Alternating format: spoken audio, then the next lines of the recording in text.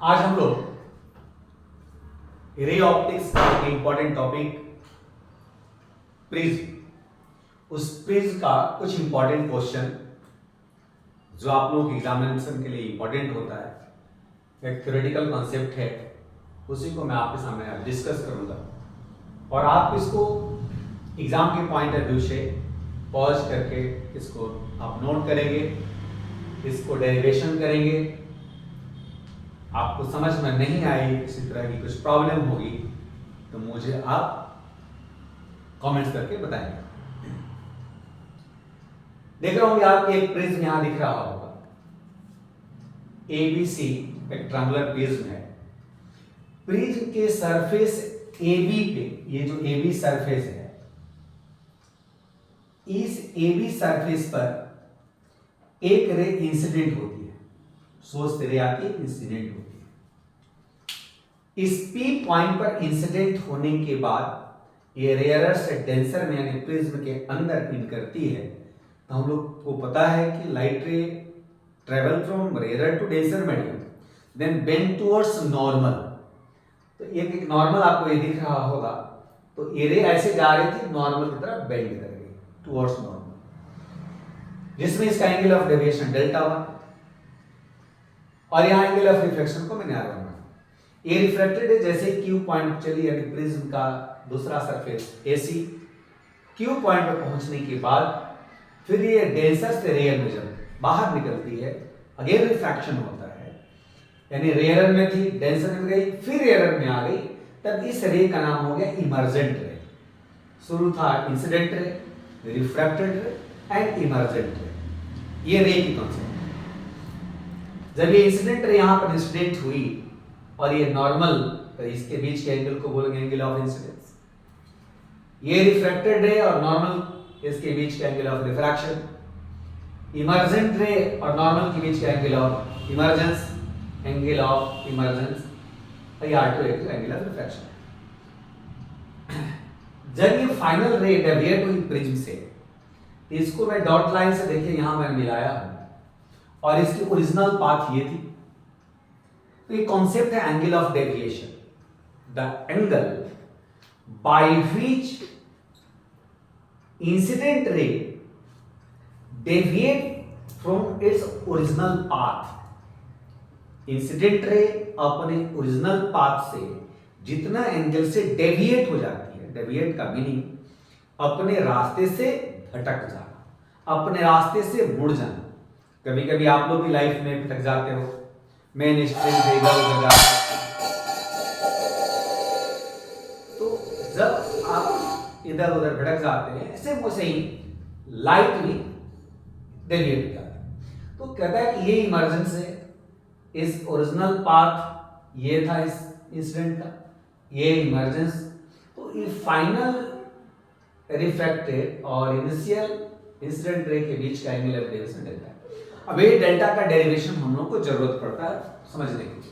आप देखिए इस ट्रायंगल में, ट्रायंगल जो ABC ट्रायंगल दिख रहा होगा, सॉरी POQ ट्रायंगल दिख रहा होगा, इस POQ ट्रायंगल में R1 R2 और O का एंगल का सम 180 डिग्री के इक्वल होगा। अब देखकर R1 R2 POQ 180 degree. Again APOQ एक क्वाड्रिलेटरल है, इस क्वाड्रिलेटरल में चारों एंगल का सम 360 के इक्वल होगा। तो आप देख पा रहे होंगे कि ये और ये यहां नॉर्मल है, तो 90 होगा, तो ये दोनों का सम हो गया 180। तो दोनों का सम 180, दोनों 180 इक्वल है, आपस में इक्वेट किया गया यहां पर। तो आप देख पा रहे हो कि R1 R2 के सम के इक्वल हो गए दोनों इक्वेशन से, इक्वेशन 1 और इक्वेशन 2 से ये R1 R2 के इक्वल हो गया। इस A को जहां पे दोनों सरफेस आपस में आके मिल जाता है, AB और AC रिफ्रैक्शन में पार्टिसिपेट हो, तो दोनों का जहां पर इंक्लिनेशन है उसको एंगल ऑफ प्रिज्म के नाम से हम लोग जानते हैं। तो A equal to angle of prism R1 R2 के सम के इक्वल हुआ। अब इस P पॉइंट पर ध्यान से समझेंगे, P पॉइंट पर डेल्टा 1 R1 का सम I के इक्वल है, I डेल्टा 1 R1, डेल्टा 1 यहां से निकाल दिया। और इस Q पॉइंट पर, ये जो Q पॉइंट है यहां पर डेल्टा 2 R2 का सम E के इक्वल है, तो E equal to delta 2 R2 के इक्वल है, तो यहां से डेल्टा 2 निकाल दिया। अब ये देखोगे ट्रायंगल DPQ में एक ट्रायंगल का एक एक्सटीरियर एंगल उसके दो को इंटीरियर के सम के इक्वल होता है। ये कॉन्सेप्ट आप लोग जूनियर क्लास के ज्योमेट्री वगैरह में आपने पढ़ा होगा। ये an exterior angle of a triangle is equal to sum of two को इंटीरियर एंगल, राइट। तो delta is equal to delta 1 plus delta 2। अब डेल्टा 1 को सब्स्टिट्यूट करो यहां से और डेल्टा 2 को सब्स्टिट्यूट करो यहां से, डेल्टा 1 की जगह पे ये डेल्टा 2 की जगह पर ये। इसमें i1 और e को एक साथ कर दिया, r1 r2 को एक साथ कर दिया। तो i plus e minus r1 r2 किसके इक्वल है? a के इक्वल है, a लिख दिया गया। तो एक कांसेप्ट मिल गया और एक इक्वेशन मिल गया। यहां चलो ठीक है।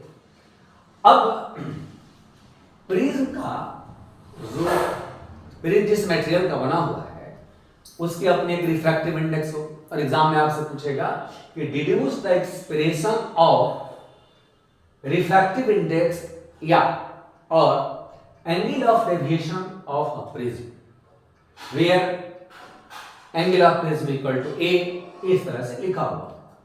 तो देखिए refractive index of material of prism point P पर according to Snell's law mu is equal to sin a upon sin r, तो sin i यहां पर और r1 r की जगह। ये सारा कुछ फिनोमेना जो हम लोग पढ़ते हैं ये स्मॉल एंगल मान के सीखते हैं, पढ़ते हैं। तो for a small angle of i and r1 आप थोड़ी सी मैथमेटिक्स की आइडिया होगी तो आपको पता है कि ये स्मॉल एंगल जब होगा तो साइन और tan में ये वैल्यू एंगल के अप्रॉक्स इक्वल होता है।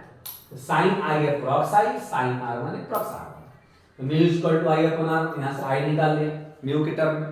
सिमिलरली एट पॉइंट Q, इस Q पॉइंट पर आप देखेंगे फिर refractive index of material of prism equal to sin e upon sin r। फिर स्मॉल एंगल के लिए sin e के इक्वल sin r2 r के, यहां से भी e का वैल्यू निकाला गया रिफ्रैक्टिव इंडेक्स के टर्म में।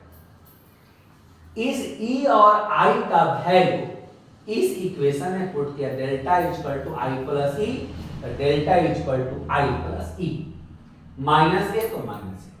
यहां से रिफ्रैक्टिव इंडेक्स म्यू को कॉमन लिया गया तो r1 प्लस r2 यहां बच गया ब्रैकेट में। r1 प्लस r2 a के इक्वल होगा इक्वेशन नंबर 3 के अकॉर्डिंगली। तो यहां पर इस r1 r2 की जगह पर a लिखा गया, यहां से म्यू कॉमन निकाला गया, सॉरी a कॉमन निकाला गया तो म्यू माइनस 1 बचा। तो angle of deviation of prism del is equal to a into mu minus 1। ये angle of deviation refractive index of material of prism के टर्म में आया। एक डेरिवेशन ये होता है, इसको आप पॉज करके नोट कर लेंगे, समझेंगे। Refractive index of material of prism का एक और डेरिवेशन है, ये तो डेल्टा के टर्म में है, इसके टर्म में डेविएशन है, और इसमें एक आता है मिनिमम डेविएशन ऑफ कंसेंट्रेशन, इसको अगले टर्म में बताएंगे।